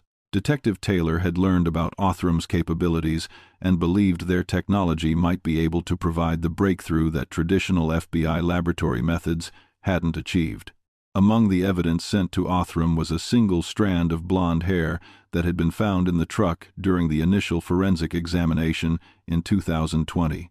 The hair had been too degraded for successful DNA extraction using traditional methods, but Othram specialized in exactly these types of challenging samples. Othram scientists used cutting-edge techniques to extract DNA from the hair shaft and built a genetic profile. That profile was then compared to a reference DNA sample provided by Colleen Nick. The comparison used a technique called kinship rapid relationship testing, which can determine whether 2 DNA samples come from individuals who are related to each other and, if so, how closely related they are. The results came back in September of 2024, nearly 30 years after Morgan Nick's disappearance. The DNA from the blonde hair found in Billy Jack Lynx's truck was consistent with coming from a first-degree relative of Colleen Nick. In genetic terms, a first-degree relative means a parent, child, or sibling. Since the hair had been blonde and had been found in the truck of a man suspected of abducting a blonde child, the most logical conclusion was that the hair had belonged to Morgan Nick. Colleen Nick had no other blonde children. Morgan had been 6 years old when she disappeared, exactly the age when children lose hair regularly, when a single strand could easily be transferred to a vehicle. The evidence was compelling. Morgan Nick had been inside Billy Jack Lynx's truck. Combined with the circumstantial evidence, Lynx owned a vehicle matching the description witnesses had given. Lynx had attempted to abduct another girl just 2 months after Morgan disappeared. Lynx had no credible alibi for June 9, 1995. Lynx had died before he could be thoroughly investigated. This DNA evidence was enough to definitively identify him as the person who had abducted Morgan Nick. On October 1, 2024, nearly 29 years and 4 months after Morgan Nick disappeared from Wofford Field, the Alma Police Department held a press conference to announce a major development in the case. Chief Jeff Pointer stood at a podium in front of a room packed with reporters, camera crews, law enforcement officials, and members of Morgan's family. Behind him was a large photograph of Morgan from 1995, that iconic image of a 6-year-old girl in a green Girl Scout shirt, smiling innocently at the camera. Chief Pointer began by acknowledging the length of time that had passed and the countless hours that investigators had dedicated to finding Morgan. He thanked the FBI, the Arkansas State Police, and the numerous other agencies that had assisted over the decades. He acknowledged the volunteers who had searched, the tipsters who had called in information, and the community members who had never forgotten Morgan Nick. Then he made the announcement that everyone had been waiting for. Based on advanced DNA testing conducted by Othram Laboratories, investigators had determined that Morgan Nick had been inside a vehicle owned by Billy Jack Lynx. The DNA evidence strongly indicated that Lynx had abducted Morgan. While Lynx had died in 2000, making prosecution impossible, investigators were officially naming him as a suspect in Morgan's kidnapping. Chief Pointer explained that interviews with Morgan's family had confirmed that none of them had ever known Billy Jack Lynx, had never been in his vehicle, and had no connection to him whatsoever. This ruled out any innocent explanation for how Morgan's DNA had ended up in Lynx's truck. The only logical explanation was that Lynx had been the man seen talking to Morgan in the parking lot at Wofford Field on June 9, 1995. He had been the man who had approached her while she was alone, who had convinced or forced her to come to his truck, who had driven away with her, and who had never brought her home. Chief Pointer emphasized that while this was a major breakthrough, the investigation was far from over. Morgan Nick's body had never been found. Investigators still didn't know where Lynx had taken Morgan that night, what had happened to her, or where her remains might be. They were appealing to anyone who had known Billy Jack Lynx, anyone who might have information about properties he had access to, places he frequented, or anyone he might have confided in, to please come forward. The hope was that even though Lynx was dead, someone who had known him might have information that could lead investigators to Morgan's remains and finally bring her home. Colleen Nick spoke at the press conference, standing beside Chief Pointer, her face showing both grief and determination. She spoke about Morgan, about the vibrant, loving 6-year-old who had been stolen from her family nearly 30 years ago. She spoke about the decades of not knowing, the endless waiting, the hope that had sustained her even when logic said there was no reason to hope. She thanked the investigators who had never given up, who had continued working Morgan's case even after decades had passed, who had used the latest technology to finally identify the man who had taken her daughter. And she spoke directly to Billy Jack Lynx, even though he'd been dead for 24 years. She said, "He stole Morgan from me. He stole Morgan from her dad, and he stole her from her brother and her sister. But he did not win. Our love for Morgan, her memory, her voice, outlasted his life." Colleen's words were powerful and emotional, and they resonated with everyone in the room and everyone watching the press conference on television or online. Here was a mother who had lost her child under the most terrible circumstances imaginable, who had spent nearly 30 years searching for answers, and who was finally getting some of those answers, even if they weren't the answers she'd hoped for. The announcement made national headlines. Morgan Nick's case, which had been largely forgotten outside of Arkansas except by true crime enthusiasts and child safety advocates, suddenly was being discussed across the country. News programs devoted segments to the case. Newspapers ran feature articles. Social media exploded with discussion about the case, about DNA technology, about cold case investigations, about Lynx and his crimes. The Hulu documentary series, Still Missing Morgan, which had been released in 2023 and had told Colleen's story and detailed the investigation, suddenly saw renewed viewership as people wanted to learn more about the case. The Morgan Nick Foundation saw an influx of attention and support, with people donating money and volunteering to help with the organization's mission. In Arkansas, Governor Sarah Sanders released a statement praising the investigators who had worked tirelessly on the case and thanking everyone who had contributed to identifying Morgan's abductor. She acknowledged the pain that the Nick family had endured and pledged continued support for efforts to locate Morgan's remains. The case had been Arkansas's most notorious missing child case for nearly 3 decades, and finally having a suspect identified provided some sense of resolution, even if that resolution was incomplete. But identifying Billy Jack Lynx as Morgan's abductor also raised troubling questions. Why hadn't he been investigated more thoroughly in 1995? How had he managed to convince investigators that he wasn't involved when he so clearly was? What opportunities had been missed because investigators had believed his denials and moved on to other suspects? These questions weren't asked to blame the investigators.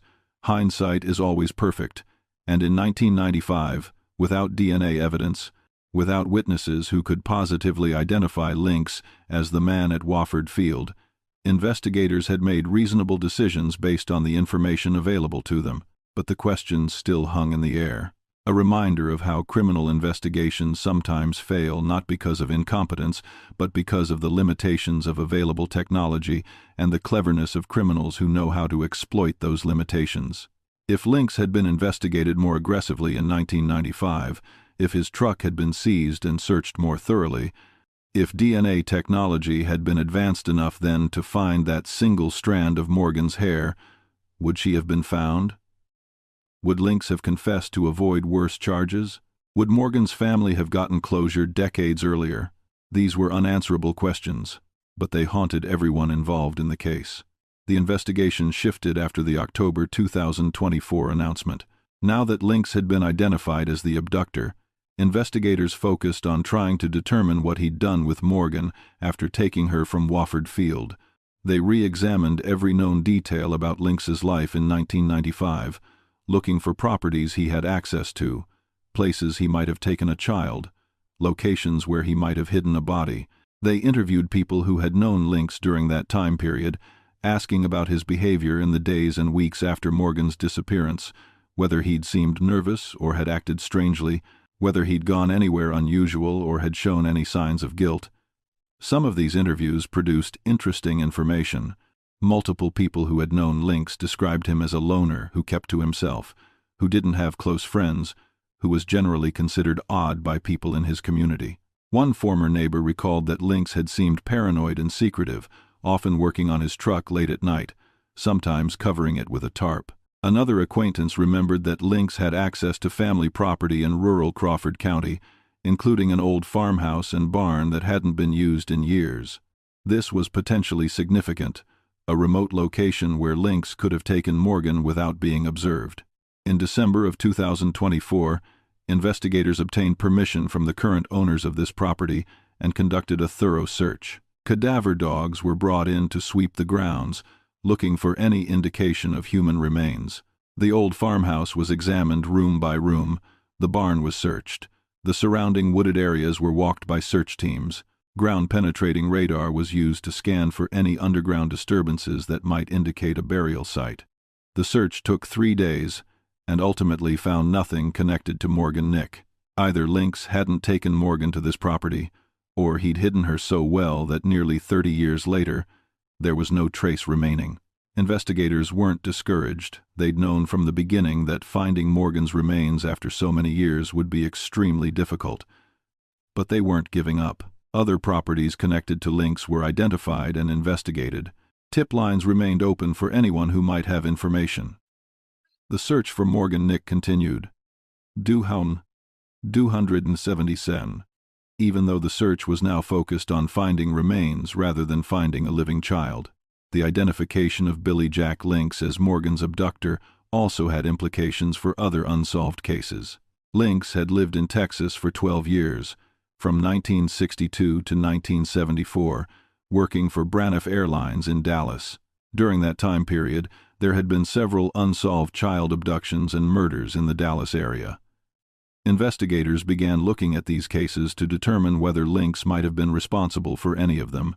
His pattern seemed to be targeting young girls, using a vehicle to approach them, attempting to lure them with offers or stories.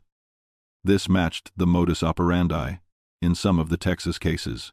Additionally, investigators looked at unsolved cases in Arkansas from the years between Lynx's return to Van Buren in the late 70s and Morgan's abduction in 1995.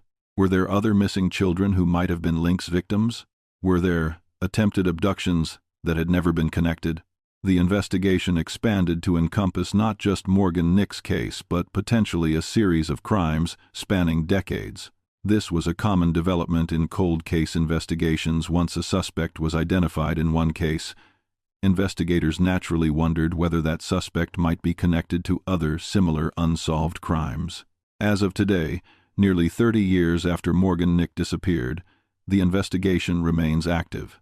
Alma Police Department continues to work the case, following up on any new leads, investigating any properties or locations that might be connected to Billy Jack Lynx, and utilizing new technologies as they become available.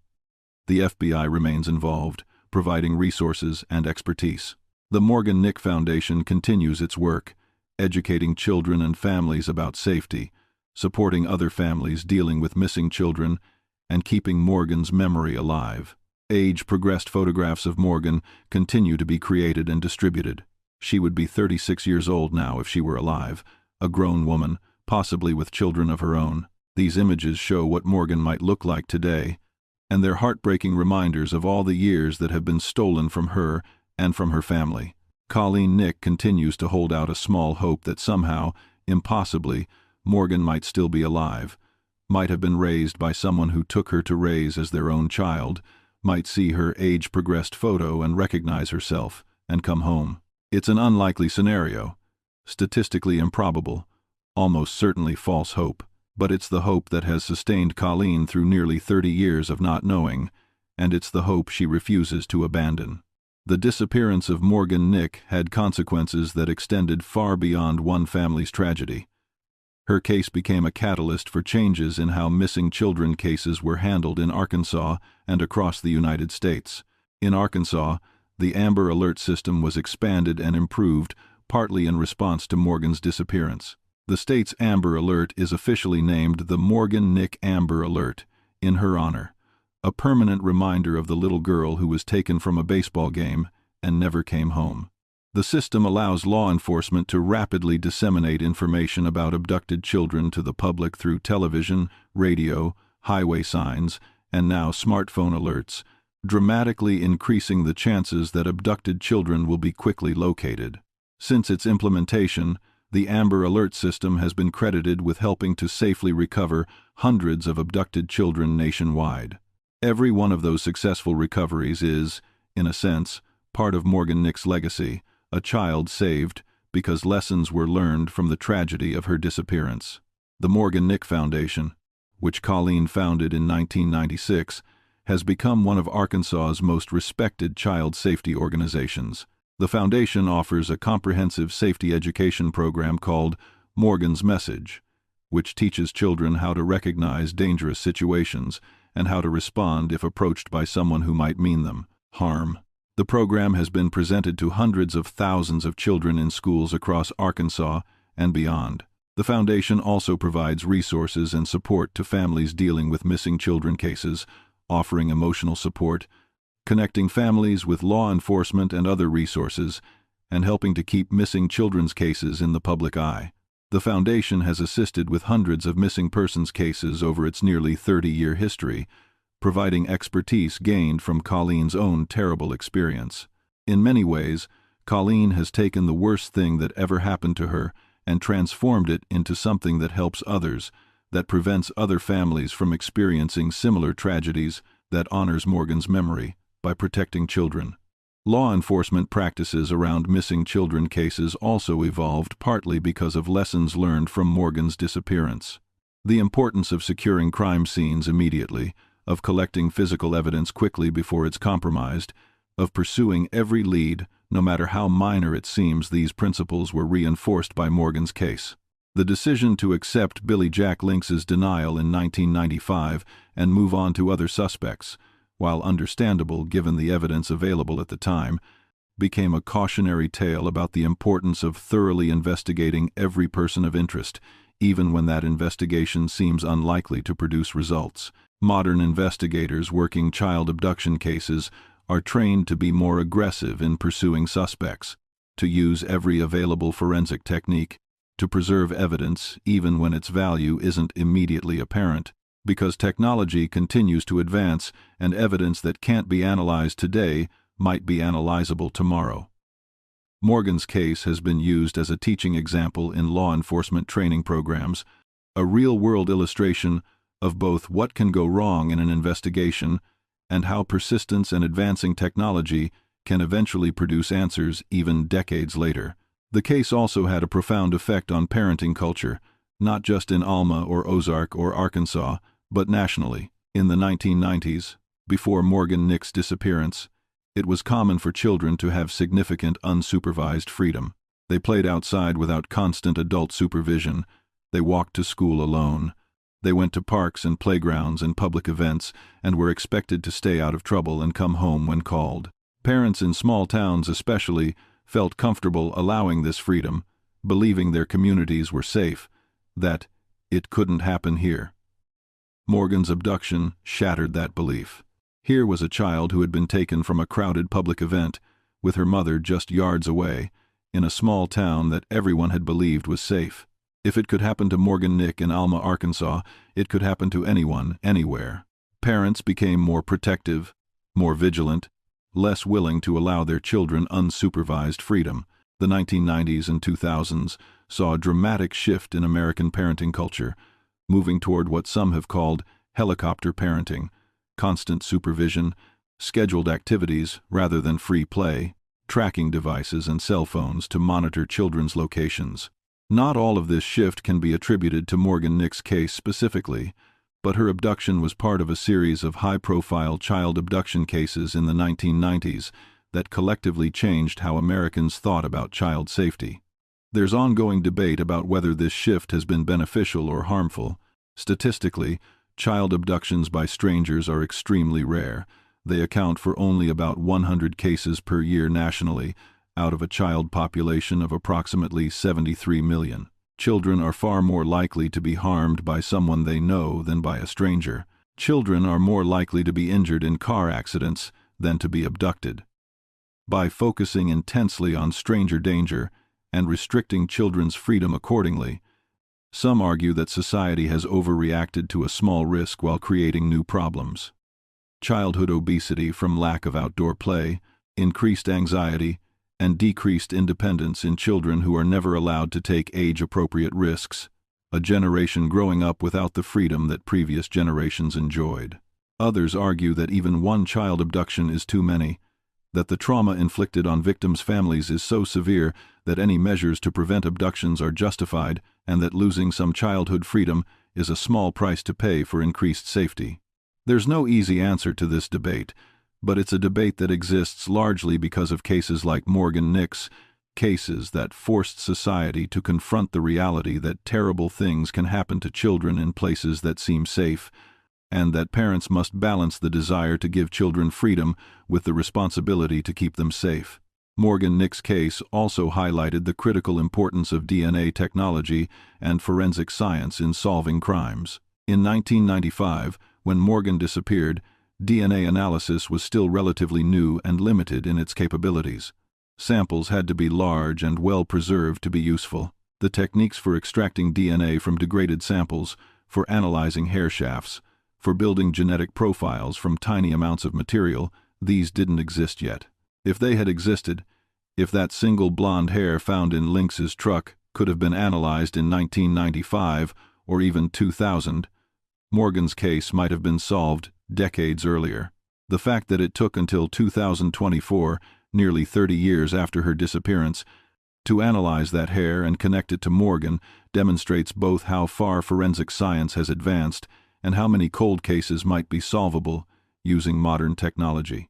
Across the United States, there are thousands of unsolved crimes where physical evidence was collected but couldn't be analyzed at the time. That evidence sits in evidence storage facilities, waiting. As technology continues to advance, more of these cases are being reopened and solved. Morgan's case is an example of this process working, of investigators refusing to give up even after decades, of technology eventually catching up to the needs of justice. The case has also been extensively covered in true crime media, which has helped keep Morgan's story in the public consciousness and has potentially generated leads that might not have come to light otherwise. Unsolved Mysteries featured Morgan's disappearance in its original run in the 1990s, bringing national attention to the case. America's Most Wanted covered the case multiple times. In more recent years, numerous true crime podcasts have dedicated episodes to Morgan's story. The 2023 Hulu documentary series, Still Missing Morgan, provided an in-depth look at the case and Colleen's decades-long search for her daughter. This media coverage serves multiple purposes. It keeps the case in the public eye, which increases the chances that someone with information will come forward. It educates the public about child safety, and it provides some measure of comfort to Colleen and the family, knowing that Morgan hasn't been forgotten, that people continue to care about what happened to her. True crime media is sometimes criticized for exploiting tragedy for entertainment, and there's validity to that criticism. But in cases like Morgan's, the media attention has been genuinely helpful, has contributed to solving aspects of the case, and has amplified the work of the Morgan Nick Foundation in preventing similar tragedies. Looking at the broader landscape of missing children cases in America, Morgan's story is both unique and tragically common. The specific circumstances of her disappearance, the baseball game, the fireflies, the brief moment of vulnerability that an abductor exploited are unique to her, but the outline of her story is shared by too many other families. According to the National Center for Missing and Exploited Children, approximately 460,000 children are reported missing in America every year. The vast majority of these cases are resolved quickly and positively. Children who ran away return home. Children taken by non-custodial parents in custody disputes are recovered. Children who were simply lost are found. But a small percentage, roughly 300 to 400 cases per year, involve stranger abductions where a child is taken by someone unknown to the family. These are the cases that parents fear most, the cases that receive the most media attention, the cases that often end in tragedy. Morgan Nick is one of these children, and her case stands alongside dozens of others from the 1990s and 2000s that collectively changed America's understanding of child safety. Ethan Potts, who disappeared in New York City in 1979. Adam Walsh, who was abducted from a shopping mall in Florida in 1981. Amber Hagerman, who was taken while riding her bicycle in Texas in 1996. Jacob Wetterling, who was abducted in Minnesota in 1989. Each of these cases resulted in policy changes, new laws, new systems for finding missing children. Each of these cases traumatized not just one family but entire communities and, in some ways, the entire nation. Morgan Nick belongs to this unfortunate group, children whose disappearances changed history, whose names became synonymous with tragedy, whose cases influenced how America protects its children. As of December 2024, approximately 29 years and 6 months after Morgan Nick disappeared, her case remains officially unsolved in one critical way. Her body has never been found. Investigators have identified Billy Jack Lynx as the person who abducted her. They have physical evidence placing Morgan in his truck. They have established his pattern of targeting young girls. They have eliminated any innocent explanation for the evidence.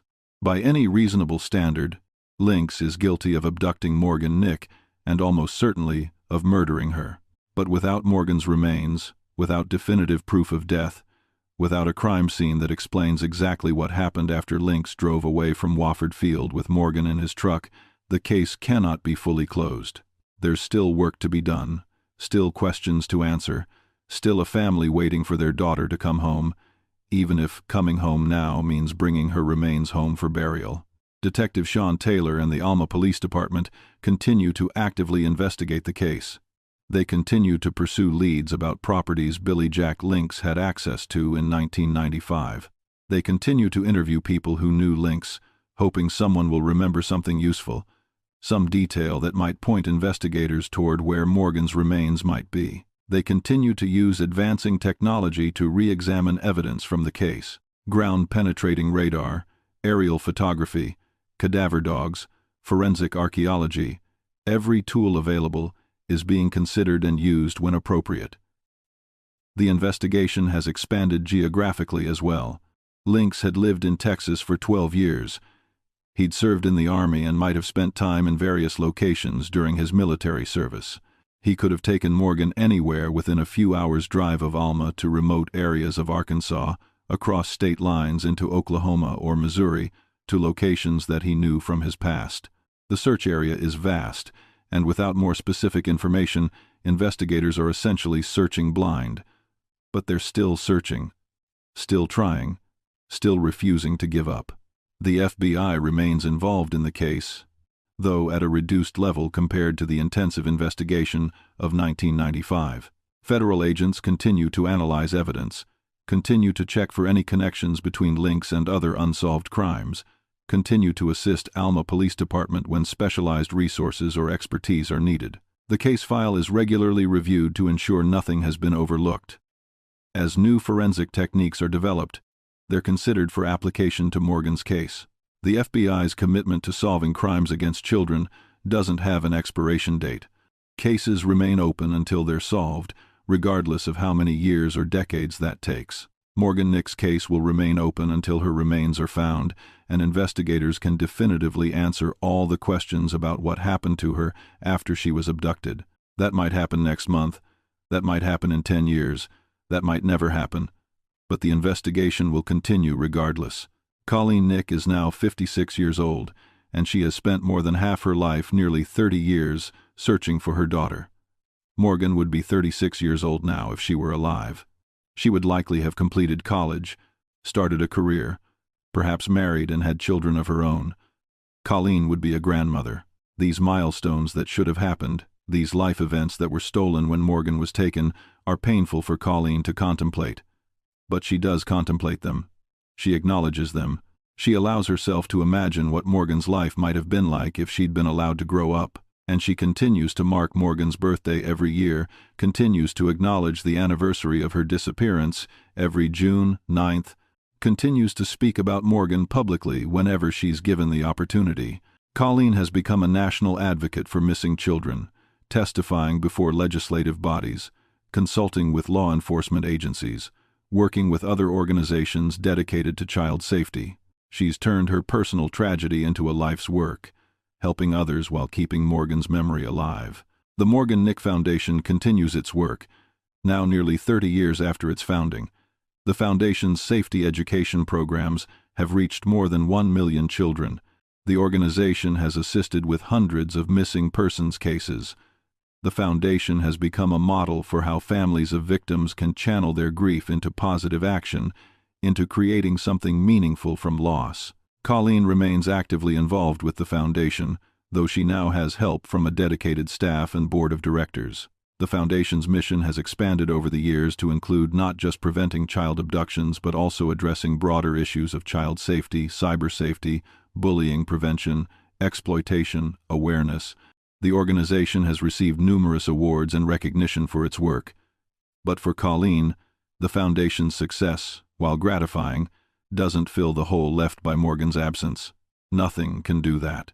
The Foundation is a way to honor Morgan, to ensure that her short life had meaning beyond the tragedy of her death, to protect other children so that other families don't have to endure what the Nick family has endured. But at the end of the day, Colleen would give up all of the Foundation's accomplishments, all of the recognition and awards, all of the children they've helped, if she could have her own daughter back. That's the cruel reality of loss.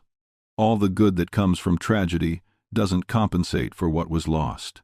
Morgan's case has been featured in numerous age progression images over the years, showing what she might look like at various ages.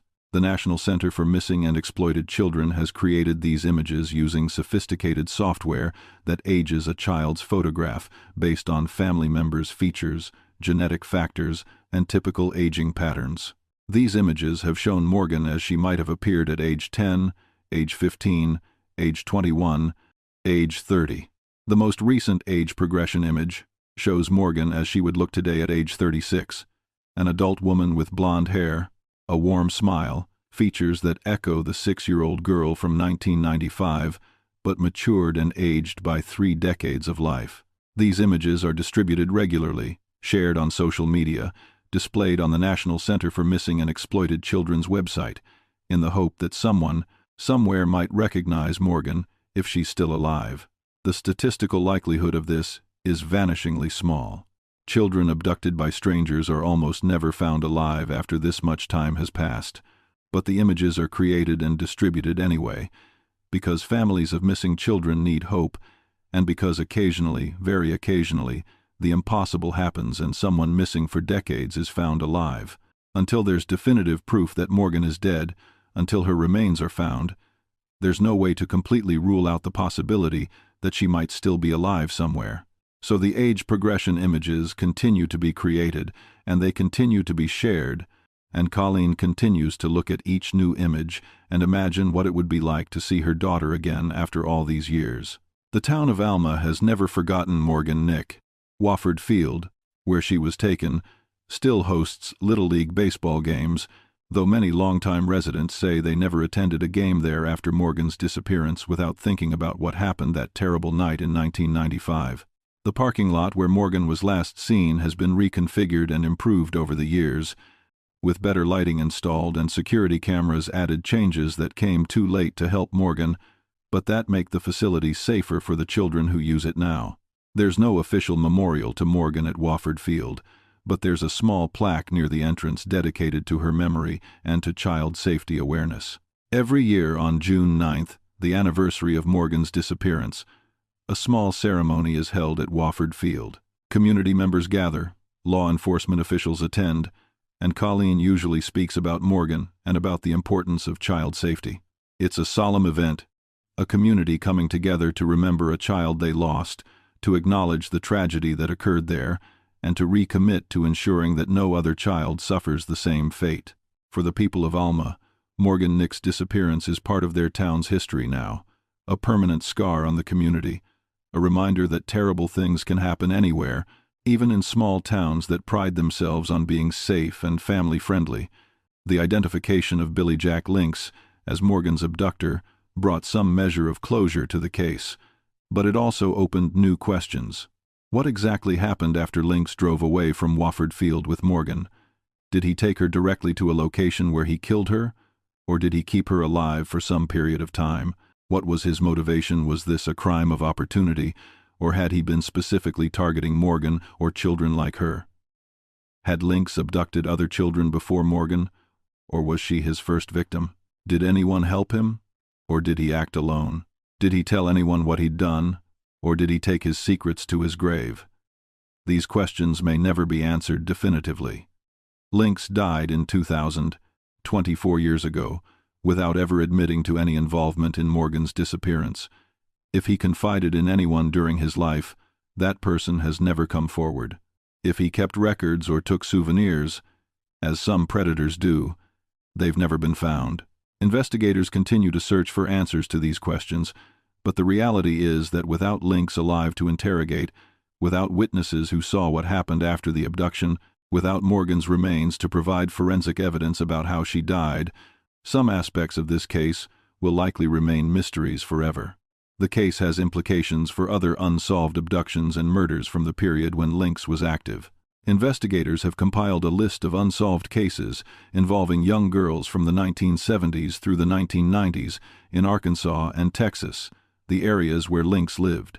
They're looking for cases with similar characteristics: young blonde girls, public abductions or attempted abductions, involvement of a vehicle, disappearances without resolution.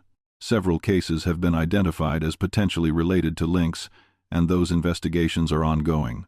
If evidence can be found connecting Lynx to other crimes, It would provide answers to other families who have been waiting decades for resolution, who have been living the same nightmare that Colleen Nick has lived.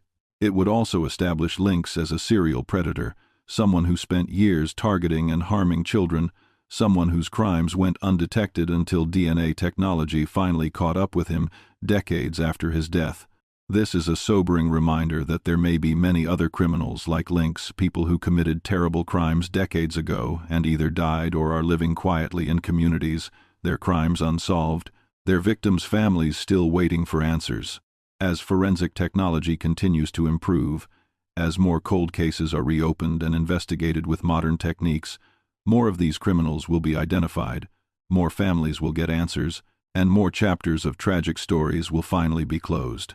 The story of Morgan Nick is ultimately a story about loss, the loss of a child, the loss of innocence, the loss of the sense of safety that small communities once took for granted. But it's also a story about persistence, about a mother who refused to give up even when logic said there was no hope, about investigators who continued working a case for 3 decades, about a community that never forgot one of its children, about the power of advancing technology to eventually provide answers to questions that once seemed unanswerable. Morgan's story is heartbreaking and tragic, but it's also, in its own way, a testament to the human capacity to endure unimaginable loss and to transform that loss into something meaningful. The Morgan Nick Foundation has helped protect countless children over its nearly 30 years of existence. The changes to the Amber Alert system that bear Morgan's name have helped save lives. The increased awareness about child safety that came partly from Morgan's case has made children everywhere safer. These are cold comforts to a mother who lost her daughter, but they're not nothing. They mean that Morgan's short life, though it ended in tragedy, had lasting impact. They mean she's not forgotten. They mean her story matters. 30 years is a long time to wait for answers. It's long enough for the world to change dramatically, for technology to advance beyond recognition, for children to grow into adults with children of their own.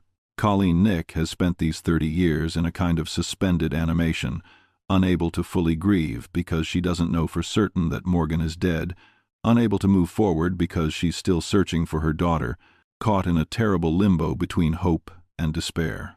The identification of Billy Jack Lynx as Morgan's abductor has shifted that balance somewhat. There's now very little reasonable hope that Morgan is alive, which means Colleen can begin to truly grieve, can begin to accept that her daughter is gone, can perhaps find some measure of peace even without Morgan's remains being found. But that process of acceptance is difficult and painful, and it's ongoing. Colleen still holds out a small, stubborn hope that somehow Morgan might be found, that there might be remains to bury, that there might be a grave where she can visit and leave flowers and talk to her daughter. That hope keeps her going, keeps her working with investigators, keeps her involved in the Foundation's work, keeps her telling Morgan's story to anyone who will listen. For the children of the 1990s generation, Morgan Nick's name might not be immediately familiar, but her story is part of the collective experience that shaped how that generation grew up. The increased fear about stranger danger, the heightened security at public events, the missing children's photographs on milk cartons and in Walmart stores, the Amber Alerts that periodically flash on phones and highway signs, all of these things trace back to cases like Morgan's. An entire generation of children grew up with less freedom than their parents had enjoyed, with more supervision and more restrictions, specifically because of the fear generated by high-profile child abduction cases. Whether this was ultimately beneficial or harmful is still debated, but it's undeniable that Morgan's case, and others like it, fundamentally changed American childhood. For better or worse, children who grew up in the late 1990s and 2000s had a different childhood experience than previous generations, and that difference came partly from the lessons learned when Morgan Nick disappeared from a baseball field on a warm June night. The question of where Morgan's remains are located remains the final, most painful mystery of this case. Billy Jack Lynx almost certainly killed Morgan, probably within hours of abducting her. Statistics show that's what happens in the vast majority of stranger abduction cases. The victim is killed quickly, often to prevent them from identifying their abductor. Often because the abductor's motivation was never to keep a child long-term, but to commit acts of violence against them. Where Lynx took Morgan, what exactly he did to her, and where he hid her body, these details died with him in 2000. Without information from Lynx himself, investigators are dependent on physical evidence, on witness accounts, on systematic searching of locations he had access to. This is painstaking work that might take years more and might never produce results. But as long as there's any possibility of finding Morgan's remains, investigators will continue searching. As long as Colleen Nick wants her daughter found, law enforcement will keep working to make that happen. That's the commitment that investigators make in cases like this. They don't give up just because years pass, just because the perpetrator is dead, just because the odds of success are low. They keep working until the case is solved or until there's absolutely nothing more that can be done.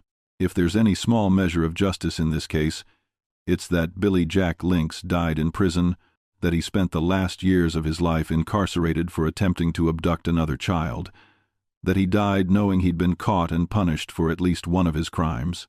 It's not enough he was never charged with or convicted of Morgan's abduction and murder, never faced a trial, never had to publicly account for what he did, never provided information about where Morgan is, but at least he didn't live out his life as a free man. At least his attempted abduction of that 11-year-old girl in Van Buren was stopped, and that girl was saved even though Morgan wasn't. At least Lynx's death means he couldn't harm any more children. These are very small consolations in the face of such enormous loss, but perhaps they're better than nothing. Perhaps knowing that the man who took Morgan is dead provides some relief to Colleen, some sense that he can't hurt anyone else, that whatever evil drove him to target children ended when his life ended. But it's hard to imagine that this brings much comfort when set against 30 years of not knowing where your daughter is, 30 years of holidays without her, 30 years of missing every milestone she should have experienced, 30 years of living with a grief so profound that it shapes every aspect of your existence. The Morgan Nick case stands as a reminder of several important truths. First, that terrible things can happen anywhere, that no community is so small or safe that it's immune to tragedy, that parents can do everything right and still have the worst possible outcome occur.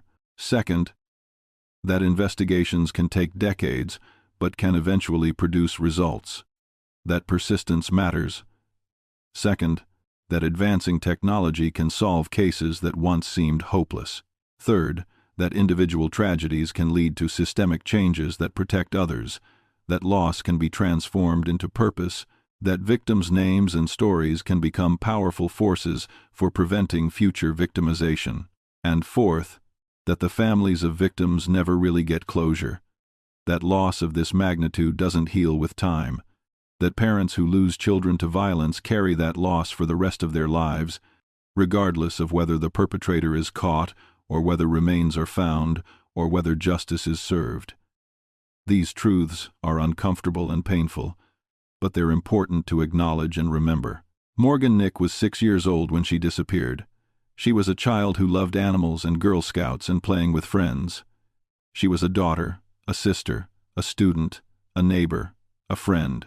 She was a real person with a real life, not just a case file or a news story or a photograph on a missing children's poster. That's important to remember when discussing her case before she was a victim, before she was a symbol of child safety advocacy, before her name became associated with Amber Alerts and foundations and legislative changes. Morgan was simply a child living her life, enjoying a summer evening at a baseball game, catching fireflies in a parking lot. She didn't choose to become a symbol. She didn't ask to have her photograph plastered everywhere. She didn't want her story to become a cautionary tale. She just wanted to catch fireflies and go home with her mom. The fact that she never got to do that, the fact that her life ended when it had barely begun, the fact that she's been missing for longer than she was alive, these are the real tragedies at the heart of this case. Everything else, the investigation, the foundation, the policy changes, the media coverage, even the eventual identification of her abductor, all of that is secondary to the fundamental, irreparable loss of a child's life. 30 years after Morgan Nick disappeared from Wofford Field, her case remains open. Investigators continue their work. Colleen continues her advocacy. The Morgan Nick Foundation continues its mission, and somewhere, In a location that Billy Jack Lynx knew but never revealed, the remains of a 6-year-old girl who loved animals and Girl Scouts wait to be found and brought home. That's where this story stands today, incomplete, unresolved in its most critical aspect, but nevertheless a story that has had profound impact on American society and on how we think about child safety. Morgan Nick's name will be remembered not just for the tragedy of her loss, but for the changes that loss inspired. For the children who are safer because lessons were learned from what happened to her, for the families who have been helped by the foundation that bears her name. It's a legacy that Morgan never sought and that came at the highest possible price. But it's a legacy nonetheless.